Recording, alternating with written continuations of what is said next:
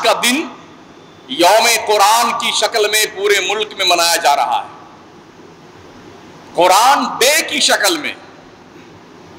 بہت سارے ڈے منائے جاتے ہیں، میں ان کی بات نہیں کرتا، میں قرآن ڈے کی بات کرتا ہوں۔ آج پورے ملک میں قرآن ڈے منایا جا رہا ہے، جانتے ہو کیوں؟ پوری دنیا اگر خوف زدہ ہے کسی سے تو وہ ایک واحد کتاب ہے جسے قرآن مقدس کہا جاتا ہے، پوری دنیا۔ ابھی سویڈن میں باضابطہ طور پر ایک کمینے یا کتے انسان نے، جو عراق کا بھگوڑا، اس نے وہاں کی حکومت میں اپلائی کیا، ابھیویکتی کی آزادی کی بنیاد پر ہمیں کورٹ اس بات کی پرمیشن دے کہ ہم قرآن کو لا کر کے برسر عام آگ کے نظر کر دیں، جلا دیں اپنے ہاتھ سے۔ تو سویڈن کی کورٹ میں جج نے یہ فیصلہ سنایا، ابھیویکتی کی آزادی کے لیے تمہیں اس بات کا پرمیشن دیا جاتا ہے کہ تم جا کر کے برسر روڈ قرآن کی پرتی لپی کو جلاؤ گے، قرآن کا جز جلاؤ گے، قرآن کی کتاب نامی کتاب جو ہے اس قرآن کی کتاب جلاؤ گے۔ تو اس نے مردود نے یہی کام کیا، پولیس کی کسٹڈی میں قرآن مقدس کو نظر آتش کیا۔ کیا خیال ہے آپ کا؟ کچھ دل کا کچھ احساس جاگتا ہے آپ کا؟ یہ قرآن جو ہمارا طاق پہ رکھا ہوا ہے نا، دنیا اس سے اتنا ڈر رہی ہے، اتنا خوف زدہ ہے، اتنا خوف زدہ ہے، اور آپ کو اس کے پڑھنے کی فرصت نہیں ہے، اسے سمجھنے کی فرصت آپ کے پاس نہیں، وقت نہیں آپ کے پاس میں۔ صرف مردوں کی بخشش کے لیے قرآن کا آپ نے سلیکشن کر رکھا، کوئی مرا تو اب چلو بخشوانے کے لیے قرآن پڑھوایا جائے۔ یہ قرآن تمہیں پوری دنیا کا حاکم بنانے کے لیے آیا تھا، آج تم محکوم بن گئے۔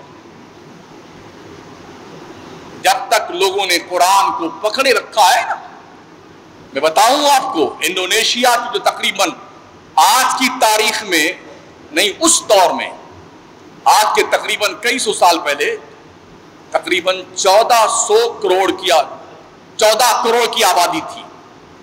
اس 14 کروڑ کی آبادی کے لیے کوئی وہاں پر فاتح نہیں گیا، کوئی بادشاہ نہیں گیا، کوئی لشکر نہیں وہاں پہنچا، جنگ نہیں ہوئی۔ یہ لوگ کیسے مسلمان بنے؟ مسلمان تاجر تجارت کرنے جاتا تھا، ایک ہاتھ میں قرآن ہوتا تھا، ایک ہاتھ میں مال تجارت ہوتا تھا۔ سمندر کے ساحل پہ پہنچے، جہاز میں بیٹھے، کشتیوں میں بیٹھے، دوسرے ملکوں میں گئے، قرآن پڑھتے تھے، قرآن پہ عمل کرتے تھے، اور قرآن کے حکم کی بنیاد پر اپنا بزنس کرتے تھے۔ تو دنیا نے مسلمانوں کا یہ شفاف کردار دیکھا، تو 14 کروڑ کی انڈونیشیا کی آبادی ان تاجر مسلمانوں کی مرہون منت ہے جنہوں نے کوئی جھگڑا لڑائی نہیں کیے، قرآن کے ذریعے سے اسلامی انقلاب برپا کیا۔ یہ اعزاز قرآن کا ہے، یہی قرآن جو ہمارے طاق پہ رکھا ہوا ہے، جزدان میں لپیٹ کر رکھا ہوا ہے، جو طاقوں کی زینت بنا ہوا ہے، کہ وہ قرآن ہے جس کو پڑھتے تھے لوگ، اور دنیا سن سن کر کے قرآن کے قریب آتی تھی۔ آج بھی لوگ قرآن پڑھتے ہیں تو مسلمان ہو رہے ہیں، اور جس کے گھر میں یہ خزانہ ہے نا، اسے کوئی پرواہ ہی نہیں ہے، ادھر رکھا ہو ادھر رکھا ہو ادھر۔ ہاں یہ بات ضرور ہے، اگر قرآن شریف کسی کے ہاتھ سے چھوٹ کے گر جائے، کسی بچے کے ہاتھ سے چھوٹ گر جائے، تب آئیں گے بھاگتے، امام صاحب قرآن شریف گر گیا، کیا کرنا چاہیے مجھے؟ کوئی صدقہ دینا ہے، یا قرآن کو تول کر کے اناج دینا ہے، یا کیا دینا ہے؟ یہ فکر ضرور ہے، قرآن پڑھنے کی فکر نہیں ہے، قرآن سمجھنے کی فکر نہیں ہے، قرآن پہ عمل کرنے کی فکر نہیں ہے، بس ایک ہی فکر ہے، سجا کر رکھ دیا ہم نے قرآن۔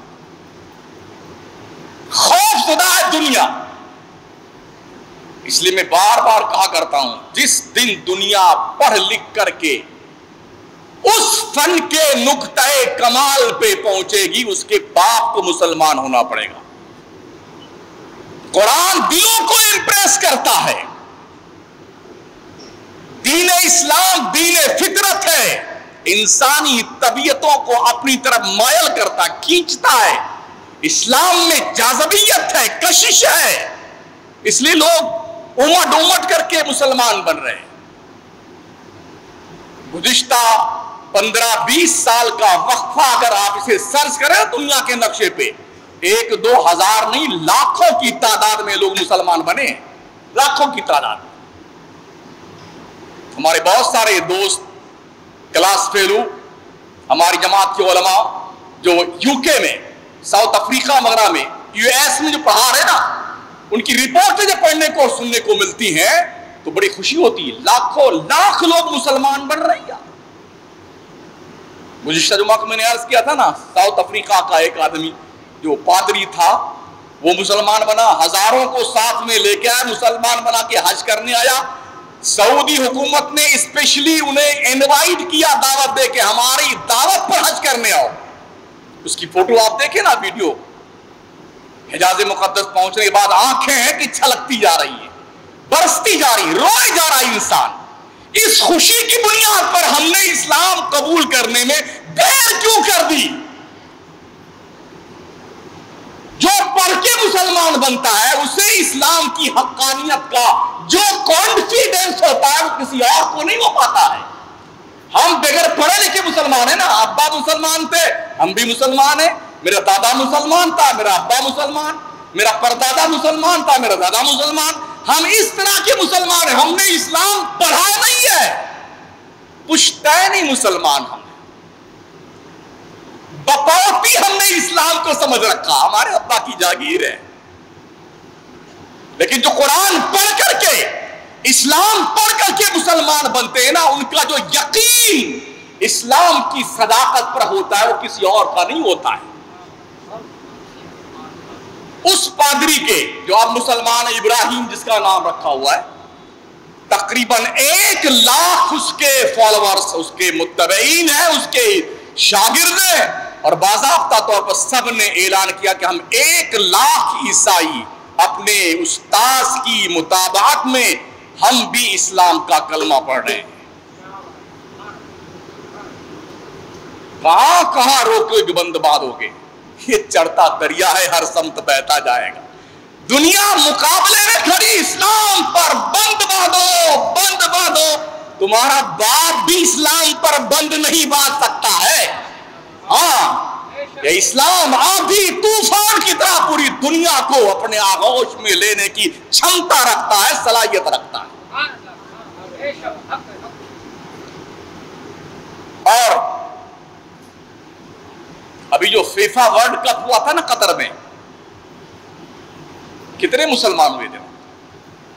کسی نے کسی کو کچھ کہا نہیں تم مسلمان بن جاؤ۔ اس فیفا ورلڈ کپ میں ہزار عیسائی اور یہودی اور مشرک سب نے کلمہ پڑھا۔ دل کا جب چراغ ایمان کا روشن ہوتا ہے نا، اللہ جسے ہدایت کا نور عطا فرماتا ہے تو دلوں کے دروازے کھول دیتا ہے۔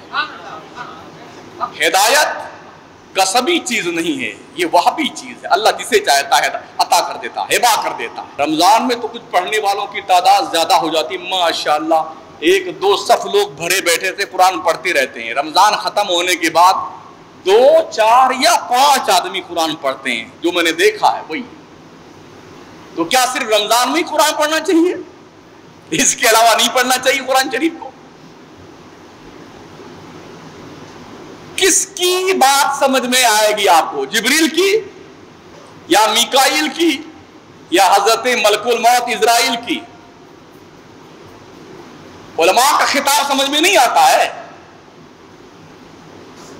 کہ قرآن پڑھنا چاہیے، قرآن سمجھنا چاہیے، ہونا یہ چاہیے ہماری ہر مسجد میں باضابطہ طور پر بچوں کو قرآن کا درس دیا جائے۔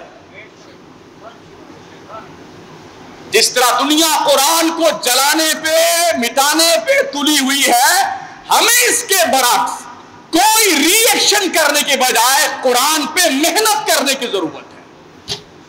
دنیا کی مختلف زبانوں میں قرآن کا ترجمہ کر کے دنیا میں پھیلا دو. ان کے باپ کو کلمہ پڑھنے پڑے گا، اللہ کے نبی کا، حضور کا کلمہ ان کو پڑھنا ہی پڑے گا. لیکن ہمیں کام کرنے کی ضرورت ہے.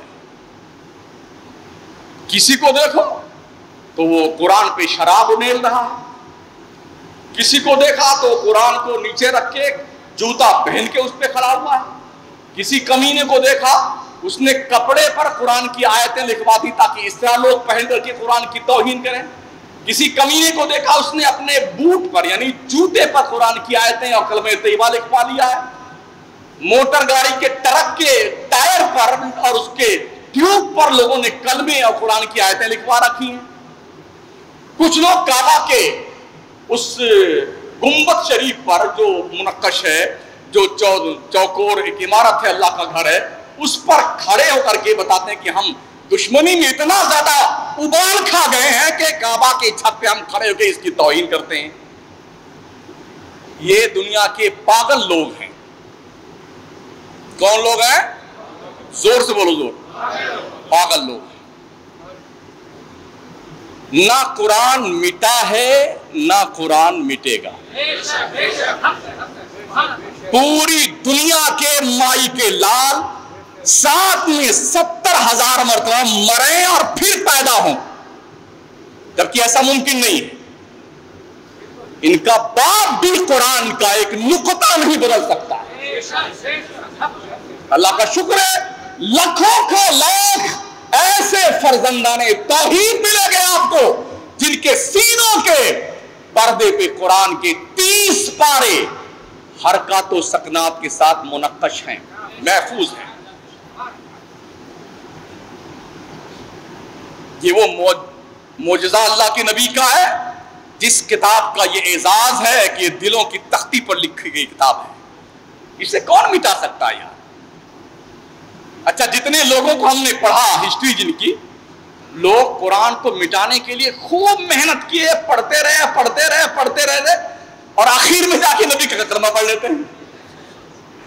جتنا ڈیپ میں لوگ جاتے ہیں نا، جاتے جاتے کلمہ پڑھ لیتے ہیں. اسی کو سچائی کہتے ہیں. حق وہی ہے جو سر چڑھ کے بولتا ہے. گزشتہ 1 سال کے پہلے امریکہ کا پادری، اس نے نہیں کلمہ پڑھا تھا، جس کی کتابیں آج پادریوں کے چرچ میں پڑھائی جاتی ہیں، وہ مسلمان ہوا. Muhammad Ali Clay, Mike Tyson, Michael Jackson اور Sunita William, Brian Lara, Mister Bean, یعنی کتنے لوگ بڑے پڑھے لکھے کرکٹر، باکسنگ کی دنیا کے بادشاہ، چیمپئن، ان کو کس نے کہا تھا مسلمان ہو جاؤ؟ ہدایت اللہ دیتا ہے. ہاں، کب کس کو ہدایت دے دے کسی کو پتا نہیں ہے. ہماری ذمہ داری ہے کہ ہم قرآن پڑھیں اور قرآن کو سمجھیں. ہمارے مسلمان کا ہر بچہ کم از کم قرآن کا ناظرہ پڑھنے والا تو بن جائے یار.